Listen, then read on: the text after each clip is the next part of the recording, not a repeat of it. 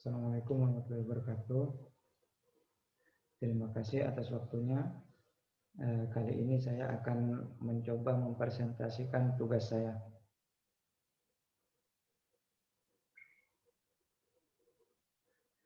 Faktor-faktor yang mempengaruhi belajar dan pembelajaran. Ada dua faktor yang mempengaruhi belajar dan pembelajaran, yakni faktor internal dan faktor eksternal. Faktor internal adalah faktor yang berasal dari diri individu pelajar atau peserta didik, yang mana faktor tersebut mempengaruhi hasil belajar peserta didik itu sendiri. Faktor internal meliputi pengaruh fisik dan pengaruh psikis. Pengaruh fisik adalah perkembangan fisik pada peserta didik, yang mana perkembangan tersebut perlu dipelajari dan dipahami oleh setiap guru. Karena segala aktivitas yang menyangkut mental peserta didik serta pembentukan kepribadian dipengaruhi oleh kondisi dan pertumbuhan fisik. Salah satu contohnya adalah kesehatan. Selanjutnya yaitu pengaruh psikis. Pengaruh psikis ini melibatkan perubahan-perubahan dalam aspek perasaan, emosi, dan kepribadian peserta didik. Contoh pengaruh psikis antara lain: satu, perhatian; yang kedua, minat; dan yang ketiga, bakat. Perhatian adalah, menurut Ghazali, perhatian adalah keaktifan jiwa untuk mendapatkan hasil yang baik. Maka siswa harus mempunyai perhatian terhadap bahan yang dipelajarinya. Itu perhatian. Yang kedua yaitu minat.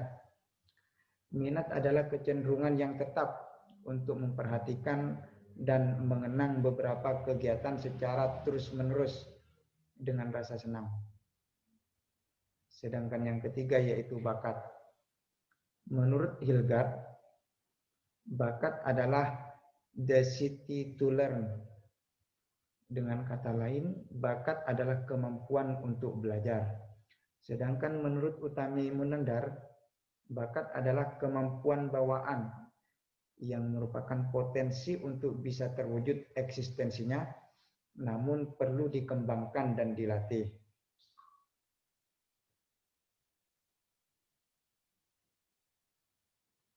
Selanjutnya yaitu faktor eksternal. Faktor eksternal adalah faktor yang mempengaruhi peserta didik dari luar, bukan dari diri peserta didik, tapi dari luar. Faktor eksternal itu sendiri meliputi guru, kurikulum, metode, evaluasi, sarana, dan lingkungan. Yang pertama, guru. Guru adalah orang yang mengajar atau yang mendidik peserta didik, yang mana guru juga memiliki peran penting dalam membimbing peserta didik dalam hal menyampaikan materi secara nyaman dan dalam menumbuhkan motivasi belajar peserta didik. Selanjutnya yaitu kurikulum. Kurikulum merupakan suatu program yang dijadikan acuan oleh pendidik untuk menyampaikan materi kepada peserta didik. Yang ketiga yaitu metode. Metode merupakan sebuah cara yang dipakai oleh guru atau pendidik agar peserta didik merasa nyaman dalam belajar. Metode juga dikatakan sebagai seni di dalam mendidik seorang peserta didik. Yang selanjutnya yaitu evaluasi. Apa yang dikatakan evaluasi? Evaluasi adalah tolak ukur yang dijadikan acuan.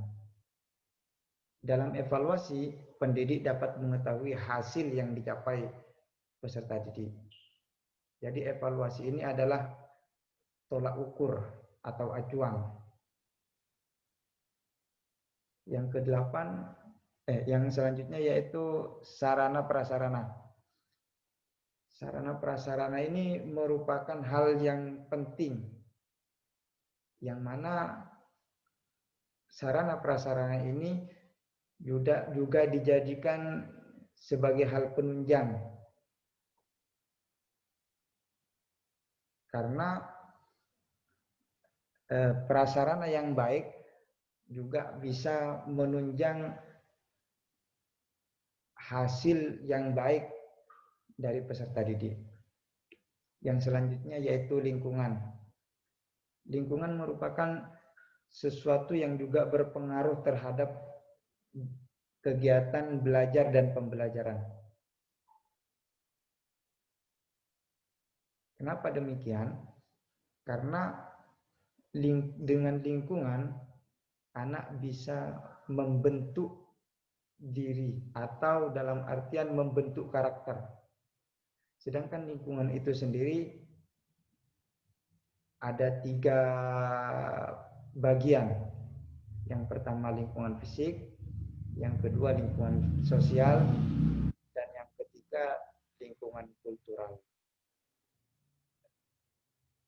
Mungkin hanya ini yang bisa saya sampaikan. Kurang lebihnya saya mohon maaf.